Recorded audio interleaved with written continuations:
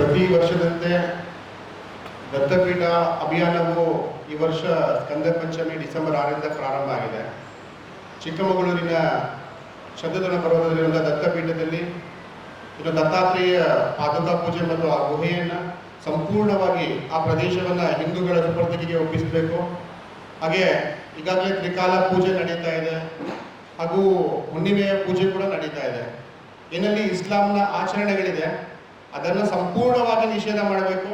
ಮತ್ತು ಅಲ್ಲಿನ ಗೋರಿಗಳನ್ನು ಅಲ್ಲೇ ಹತ್ತಿರ ಇರುವಂತಹ ಬಾಬಾ ಬುಡನ್ಗಿರಿ ನಾಗೇನಹಳ್ಳಿಗೆ ಸ್ಥಳಾಂತರ ಮಾಡಬೇಕು ಅಂತ ಆಗ್ರಹವನ್ನು ಇಟ್ಟುಕೊಂಡು ಸ್ಕಂದ ಪಂಚಮಿಯಿಂದ ದತ್ತ ಜಯಂತಿಯವರೆಗೆ ಮಾಲಾಧಾರಣೆ ಅಭಿಯಾನ ನಡೀತಾ ಇದೆ.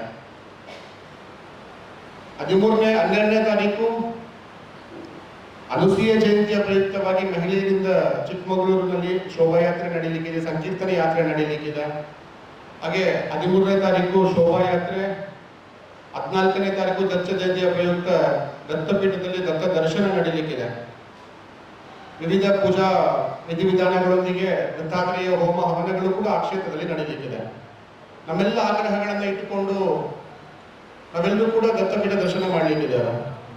ನಮ್ಮ ಮಂಗಳೂರು ವಿಭಾಗ, ಪುತ್ತೂರು, ಉಡುಪಿ, ಮಂಗಳೂರು ಸೇರಿದಂತೆ ನಮ್ಮ ಮಂಗಳೂರು ವಿಭಾಗದಲ್ಲಿ ಸುಮಾರು 3500ಕ್ಕೂ ಹೆಚ್ಚು ಕಾರ್ಯಕರ್ತರು ಈ ದತ್ತಪೀಠ ದತ್ತಮಾಲಾಧಾರಿಗಳಾಗಿ ಯಾತ್ರೆಯನ್ನ ಮಾಡಲಿಕ್ಕಿದ್ದಾರೆ, ದತ್ತಪೀಠ ದರ್ಶನ. ಹಾಗಾಗಿ ದತ್ತಪೀಠ ಮಾಲೆಯನ್ನು ಧಾರಣೆ ಮಾಡಿ ಆಗಿದೆ. ವಿವಿಧ ಭಾಗಗಳಲ್ಲಿ ಸಂಕೀರ್ತನೆ ಯಾತ್ರೆ ಕೂಡ ನಡೀತಾ ಇದೆ.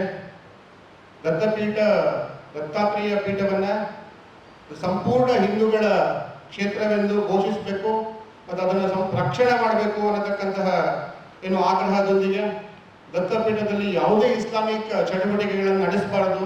ಅಲ್ಲೇನು ಇಸ್ಲಾಮಿಕ್ ಗೋರಿಗಳಿದೆ ಅದನ್ನ ಬಾಬಾ ಬುಡನ್ಗಿರಿ ನಾಗೇನಹಳ್ಳಿಗೆ ಅದನ್ನ ಸ್ಥಳಾಂತರ ಮಾಡಬೇಕು. ಹಾಗೆ ಅಲ್ಲೇನು ಅಮೂಲ್ಯ ವಸ್ತುಗಳಿತ್ತು ಅದೆಲ್ಲ ಕಳವಾಗಿದೆ ಮತ್ತು ಅದನ್ನು ಸರ್ಕಾರದಲ್ಲಿದೆ, ವಸ್ತುಗಳಿದೆ, ಅದನ್ನೆಲ್ಲ ಆ ಅಮೂಲ್ಯ ವಸ್ತುಗಳನ್ನ ಹಿಂದೂ ಸಮಾಜದ ಏನು ಅದಕ್ಕೆ ಟ್ರಸ್ಟಿಗೆ ಒಪ್ಪಿಸಬೇಕು. ಆಮೇಲೆ ಪುನರ್ ಪ್ರತಿಷ್ಠಾಪನೆ, ಮೂರ್ತಿ ಏನಿದೆ ಅದನ್ನು ಪುನರ್ ಪ್ರತಿಷ್ಠಾಪನೆ ಮಾಡಬೇಕು. ಏನು ದತ್ತಪೀಠದಲ್ಲಿ ಬ್ಯಾರಿಕೇಡ್ಗಳನ್ನು ಹಾಕಿದ್ದಾರೆ ಸಂಪೂರ್ಣವಾಗಿ, ಅದನ್ನು ಸಂಪೂರ್ಣವಾಗಿ ಕಿತ್ತು ಆ ಸಂಪೂರ್ಣ ದತ್ತಾತ್ರೇಯ ದೇವಸ್ಥಾನ ಅಂತ ಘೋಷಣೆ ಮಾಡಬೇಕು. ಅಲ್ಲಿ ಇಮಾಮಿ ದತ್ತಾತ್ರೇಯ ದರ್ಗಾ ಅಂತೇಳಿ ಬೋರ್ಡ್ ಹಾಕಿದ್ದಾರೆ. ಶ್ರೀ ಅತ್ರಿತನೆಯ ಮತ್ತೆ ಅನುಸೂಯ ದೇವಿಯ ಮಗನಿಗೆ ಯಾವುದೇ ದರ್ಗಾ ಇಲ್ಲ, ನಮ್ಮ ದೇವಸ್ಥಾನ. ಹಾಗಾಗಿ ದತ್ತಾತ್ರೇಯ ಸ್ವಾಮಿಗಳ ದೇವಸ್ಥಾನ ಅಂತ ಘೋಷಣೆ ಮಾಡಿ ಅದನ್ನ ಸಂಪೂರ್ಣವಾಗಿ ಹಿಂದೂಗಳಿಗೆ ವಹಿಸಬೇಕು ಅಂತ ನಮ್ಮ ಆಗ್ರಹವನ್ನ ಮಾಡುತ್ತಾ ನಾವು ದತ್ತಪೀಠ ಯಾತ್ರೆಯನ್ನ ಮಾಡಿ ಅಲ್ಲಿ ದರ್ಶನವನ್ನು ಮಾಡಲಿಕ್ಕಿದ್ದೇವೆ. ಅಭಿಯಾನವನ್ನು ಕೈಗೆತ್ತಿಕೊಂಡಿತ್ತು. ಆ ಸಮಯದಲ್ಲಿ ಯಾವುದೇ ಅವಕಾಶಗಳಿಲ್ಲ, ಪೂಜೆ ಪುನಸ್ಕಾರ ಇರಲಿ, ಒಂದು ಕರ್ಪೂರ ಹಚ್ಚಲಿಕ್ಕೆ ಕೂಡ ಯಾವುದೇ ಅವಕಾಶಗಳಿರಲಿಲ್ಲ. ಈಗ ಸಂಪೂರ್ಣ ನಮ್ಮ ಸಂಘಟನೆಯ ಹೋರಾಟಕ್ಕೆ ಸಂದ ಫಲವಾಗಿ ತ್ರಿಕಾಲ ಪೂಜೆಗೆ ಅವಕಾಶ ಸಿಕ್ಕಿದೆ. ಆವರಣದ ಮೇಲಿದ್ದಂತಹ ಏನು ಗೋರಿಗಳ ಮೇಲೆ ಹಸಿರು ಚಾದರನ್ನ, ಹಸಿರು ಬಟ್ಟೆಯನ್ನ ತೆಗೆಯುವಂತಾಗಿದೆ. ಆಜಾನ್ ಕೂಗುವುದನ್ನ ನಿಲ್ಲಿಸುವಂತಾಗಿದೆ.